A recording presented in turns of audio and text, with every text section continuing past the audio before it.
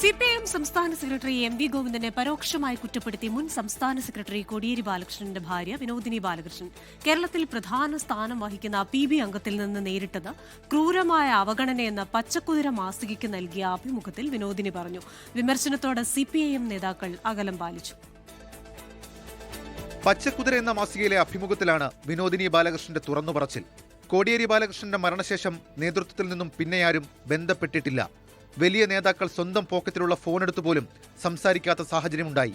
ശുപാർശയൊന്നുമല്ലാതെ പ്രധാനപ്പെട്ട ഒരു കാര്യം പറയാൻ വേണ്ടി ഒരു നേതാവിനെ പലതവണ ഫോണിൽ വിളിച്ചിട്ടും എടുത്തില്ല, തിരിച്ചു വിളിച്ചതുമില്ല.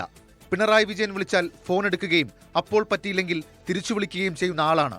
താൻ ഉദ്ദേശിച്ചത് പൊളിറ്റ് ബ്യൂറോ അംഗം കൂടിയായ കേരളത്തിലെ പ്രധാനപ്പെട്ട സ്ഥാനത്തിരിക്കുന്ന നേതാവിനെയാണെന്നും എം.വി. ഗോവിന്ദനെ സംശയനിഴലാക്കി വിനോദിനി ബാലകൃഷ്ണന്റെ വിമർശനം.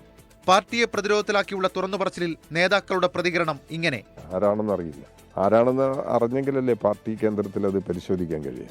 അങ്ങനെ ഒരു പ്രശ്നം ഞങ്ങളുടെ മുമ്പിൽ വന്നിട്ടില്ല. ഇനിയിപ്പോൾ എന്തെങ്കിലും പരാജയ പ്രശ്നങ്ങൾ ഉണ്ടെങ്കിൽ തീർച്ചയായിട്ടും പരിശോധിക്കും.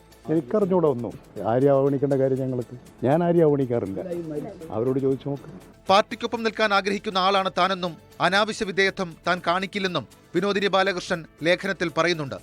തിരഞ്ഞെടുപ്പ് തോൽവിക്ക് പിന്നാലെ കീഴ്ഘടകങ്ങളിൽ ഉയർന്ന വിമർശനങ്ങൾക്കിടെയാണ് മുൻ സംസ്ഥാന സെക്രട്ടറിയുടെ ഭാര്യ തന്നെ നേതൃത്വത്തിനെതിരെ ആരോപണവുമായി രംഗത്തെത്തിയത്. 24 തിരുവനന്തപുരം.